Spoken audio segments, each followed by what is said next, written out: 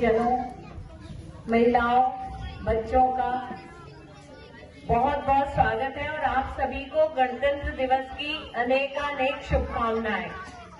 हमारा देश रहेगा तो हम रहेंगे। इस कार्यक्रम के आयोजन के लिए मैं यहाँ की ग्राम पंचायत पड़ुआ की सरपंच श्रीमती वर्षा शिव प्रसाद पटेल, जनपद सदस्य श्रीमती वंदना पटेल, इस शाला की प्रधानाध्यापिका श्रीमती चंद्रकांता सेंगर एवं उपस्थित यहाँ पर सभी मार्गदर्शक और संरक्षक जनों को मेरा कोटि कोटि प्रणाम। जब मैं यहाँ सुबह पहुंची तो पूर्व सरपंच श्री शिव प्रसाद पटेल जी ने बड़े ही आत्मीयता के वातावरण में अपने मार्गदर्शकों, संरक्षकों और गुरुजनों से परिचय कराया। तो मेरे मन में विचार आया कि हम यहाँ आए तो मध्यस्थता का प्रचार प्रसार करने हैं, लेकिन जहाँ संस्कार की जड़ें इतनी गहरी हैं, क्या वहाँ विवाद अपनी जड़ें जमा पाएगा? और मेरे हृदय से आवाज आई कि यह संभव नहीं है। जी हाँ, बिल्कुल सही आवाज आई, क्योंकि इस ग्राम को सरकार ने भी 3 वर्षों तक विवादहीन ग्राम का दर्जा दिया और प्रोत्साहन दिया और पुरस्कृत किया। तो जब संरक्षक, मार्गदर्शक और सहभागी के रूप में इतनी अच्छी टीम यहाँ पर मौजूद है, तो मुझे इसमें कोई दो राय नहीं कि जब आप लोग इतने मिलजुल कर यहाँ पर प्रेम भाव से रह रहे हैं तो विवाद बहुत ज्यादा होने की कोई संभावना नहीं है। लेकिन फिर भी अगर भूले भटके किसी के मन में क्रोध, ईर्ष्या, द्वेष, बदलाव आदि जड़ जमा ले, तो मुझे पूर्ण विश्वास है कि यहाँ इस ग्राम के संरक्षण और महिला सशक्तिकरण का नाम दिया गया। श्री प्रसाद जी ने बताया कि यहाँ पर महिलाएं बहुत सशक्त हैं और वो खुद आगे बढ़कर शिक्षा भी ग्रहण कर रही हैं और दूसरों को ज्ञान की रोशनी भी दिखा रही हैं। तो सबसे पहले आपके यहाँ आज से अक्षर अभियान शुरू हुआ था शिक्षा के लिए, है ना? इसी तरह हम आए हैं यहाँ से मां से मध्यस्थता का अभियान शुरू करने। और जैसा कि मुझे बताया गया कि ये पिंक पंचायत है, तो मेरे मन में एक प्रश्न आया। मैंने शिव प्रसाद जी से पूछा कि यहाँ पे महिला और पुरुष दोनों का अनुपात क्या है। मुझे लगा कहीं ऐसा तो नहीं कि महिलाओं की संख्या ज्यादा हो, इस वजह से इसको पिंक पंचायत घोषित किया गया हो। तो उन्होंने बहुत ही सुंदर जवाब दिया कि नहीं मैडम, पुरुष और महिला दोनों समान अनुपात में हैं और हमें गर्व है कि हमारे गांव की महिलाएं सशक्तिकरण के साथ आगे बढ़ रही हैं और हमारे गांव का नाम रोशन कर रही हैं। ये सुन के मन में बहुत खुशी हुई। और अभी जब मैंने बच्चों का परफॉर्मेंस देखा, जिसका श्रेय किसी और को नहीं, यहाँ की प्रधानाध्यापिका को जाता है, जिसके लिए उनको कोटि कोटि अभिनंदन और बधाई की पात्र है वो। मुझे याद आता है हम सब इस उम्र से गुजर चुके हैं। मेरी संस्था की अन्य सदस्याएं भी कह रही थी कि हमें अपना आज बचपन याद आ गया। तो कितनी अच्छी बात है। हम यहाँ पर कृषक प्रधान गांव है ये, और एक कहावत है, जैसा बोओगे वैसा काटोगे। और मुझे देखकर खुशी हो रही है कि बच्चों में जब इतने अच्छे संस्कार बोए जा रहे हैं, तो निश्चय ही वे जब आगे बढ़कर युवा होंगे तो अच्छे संस्कार ही आप लोग उनमें पाएंगे और देशभक्ति के रूप में और संगठित होकर इस गांव का एक एक बच्चा नाम रोशन करेगा, ऐसा मेरा पूर्ण विश्वास है। अब मध्यस्थता की जहां तक बात आती है तो आपके यहाँ सघन इंद्रधनुष अभियान था, है ना, जिसके लिए इस गांव को पुरस्कृत किया गया प्रधानमंत्री जी द्वारा 2 बार और मुख्यमंत्री जी द्वारा 3 बार।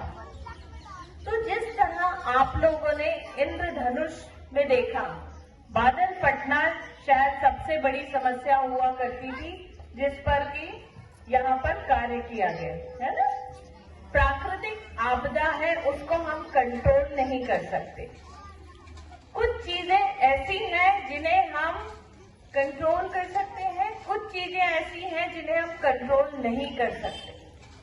तो इंद्रधनुष के जो 7 रंग हैं, बैंजानी हपी नाला, है ना, बैंगनी, जामुनी, नीला, हरा, पीला, नारंगी और लाल, ये 7 रंग सफेद रंग अपने में समा लेता है। इसलिए सफेद रंग को क्या कहा गया है? शांति का प्रतीक। तो क्या कभी किसी के मन में ये विचार आया कि हमारे जो मन के भाव हैं, बैर, घृणा, नफरत, दूसरों के ऊपर क्रोध करना, दूसरों से ईर्ष्या, देह रखना, उनको नीचा दिखाना, उनके प्रति बुरे भाव रखना, ये अगर 7 मन के भावों को हम कंट्रोल कर लें, उन्हें बाहर न आने दें, तो हम इस बादल फटने यानी कि क्रोध फटने की अवस्था को रोक सकते हैं। और मुझे बहुत खुशी हो रही है कि यहाँ नन्हे नन्हे छोटे छोटे बच्चे मौजूद हैं, वो शायद अभी इस चीज को ना समझ पाए, लेकिन जिस तरह उनके अंदर आप लोगों ने देशभक्ति का जज्बा जगाया है, मुझे पूर्ण विश्वास है कि आप विवादहीन समाज की अवधारणा से भी उन्हें अवश्य परिचित करवाएंगे, क्योंकि कल यही बच्चे देश का भविष्य बनेंगे और आगे चलकर उन्हें आपस में कैसे प्रेम भाव से रहना है, कैसे एक दूसरे को सहयोग करना है और आवश्यकता पड़ने पर बड़ों का मार्गदर्शन लेना है, यह अगर उन्हें बचपन से घुट्टी में पिला दिया गया, हम कहते हैं ना ये हमारी घुट्टी में पिलाया गया है, अगर ये घुट्टी में पिला दिया गया तो आप यकीन मानिए कि किसी भी तरह का कोई भी विवाद आगे नहीं आएगा। और सबसे अधिक खुशी की बात जो है, आमतौर पे यह माना जाता है कि अगर आपने एक पुरुष को शिक्षित किया तो वो शिक्षा उस तक सीमित होकर रह जाती है, लेकिन अगर आपने एक महिला को शिक्षित किया है तो पूरा परिवार शिक्षित होता है, क्योंकि वो अपनी ज्ञान की रोशनी में अकेले नहीं बल्कि पूरे परिवार को साथ लेकर आगे बढ़ती है।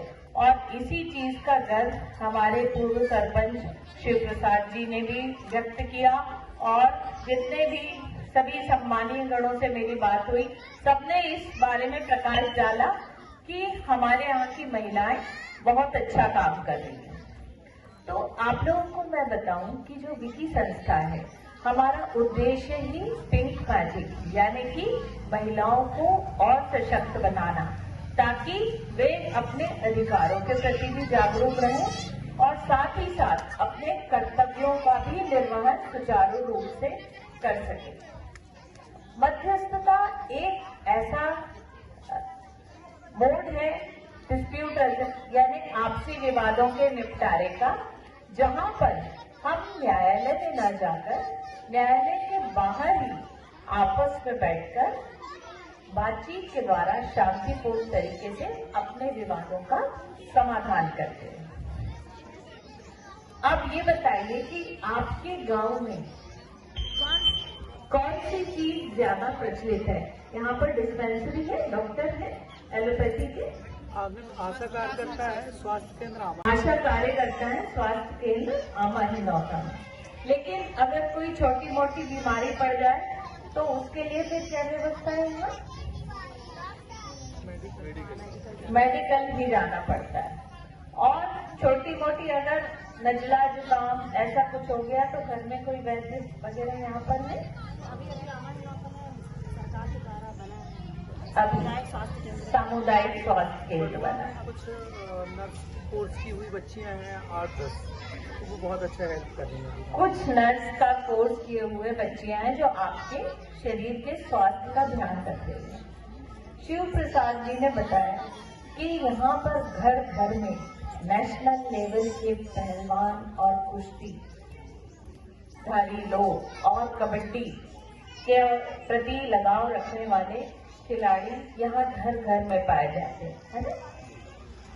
तो आप देखिए, यानी कि आपका ग्राम जो है शारीरिक स्वास्थ्य के लिए सचेत है और जागरूक है और इस दिशा में कार्य भी कर रहा है। और जैसा कि कहा गया है कि स्वस्थ तन में ही स्वस्थ मन का वास होता है। तो जब हम अपने शरीर के लिए इतनी सारी चीजें कर रहे हैं, और आप लोगों ने ये बताया कि जब आपको ज्यादा शारीरिक कष्ट होता है तो फिर आप लोगों को मेडिकल जाना पड़ता है। हम इसको जोड़ सकते हैं कि अगर ऐसी कोई बीमारी है या ऐसा कोई विवाद है कि जिसके लिए न्यायालय जाना ही आवश्यक है, तो उसको हम वहां के लिए रेफर कर सकते हैं। लेकिन जैसे कि सामुदायिक प्राथमिक स्वास्थ्य केंद्र ग्राम आमा हिनौता में है, तो उसी तरह सामुदायिक मध्यस्थता केंद्र, क्योंकि विशेष रूप से यहाँ पर लोधी समाज के ज्यादा नागरिक हैं, सदस्य हैं, और इक्का दुक्का अन्य जातियों के वंशकार और कोल जाति के लोग भी यहाँ निवास करते हैं। तो आपके समुदाय की जो समस्या है उससे भली भांति परिचित आप लोगों के अलावा और कौन हो सकता है। अतः कोशिश करें कि ऐसे प्रकरण जिनमें आपसी बातचीत के द्वारा समाधान हो सकता है, और मध्यस्थता एक ऐसी विधा है जिसमें कि और आगे आपको किसी न्यायालय के चक्कर लगाने की आवश्यकता नहीं पड़ती और आपका प्रकरण वहीं के वहीं समाप्त हो जाता है हमेशा के लिए। इसी तरह जब हम गणतंत्र दिवस की बात करते हैं तो गणतंत्र क्या है?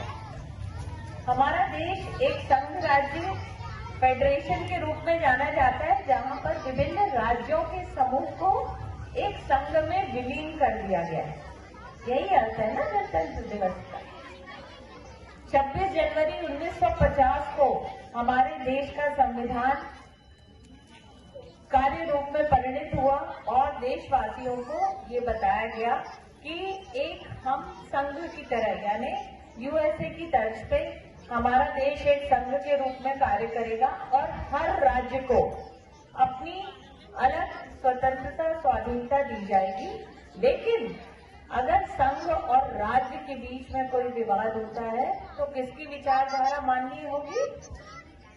किसकी विचारधारा मान्य होगी? संघ की। बस इसी तरह हमें अपने ग्राम में ये ध्यान रखने की आवश्यकता है कि अगर परिवार के मुखिया और परिवार के किसी सदस्य के बीच में किसी तरह का कोई विवाद हुआ है तो किसका मान्य होना चाहिए? आप लोग बताएं, किसका कहाँ मान्य होना चाहिए? जो गांव के आपके प्रमुख हैं उनका मार्गदर्शन और उनका संरक्षण और उनकी सहभागिता लेना आवश्यक है। और इसी तरह आप विवाद से बच सकते हैं, उसे अवॉइड कर सकते हैं और आगे चलकर एक स्वस्थ विवाद मुक्त ग्राम का निर्माण कर सकते हैं, जो कि ऑलरेडी आपका गांव 3 बार पुरस्कृत हो चुका है। मेरी आशा ही नहीं बल्कि विश्वास है कि आगे भी आपके ग्राम का नाम स्वर्ण अक्षरों में लिखा जाएगा कि यहाँ के लोगों ने आपसी सूझबूझ से और अपने प्रेम की भावना को उजागर करके इतने सहयोगात्मक तरीके से इस गांव को चलाया कि किसी विवाद के लिए कोई स्थान नहीं रहा। इन्हीं शब्दों के साथ मैं आशा करती हूँ और आप सबको बधाई देती हूँ कि आज के गणतंत्र दिवस में जिस तरह से आप लोगों ने इतना अच्छा प्रदर्शन किया, उसी तरह आगे भी हर क्षेत्र में कला हो, शिक्षा हो, ज्ञान हो, व्यायाम हो, हर क्षेत्र में ये गांव उन्नति करे और हमेशा प्रथम स्थान पर रहे। बहुत बहुत धन्यवाद। जय हिंद, जय भारत।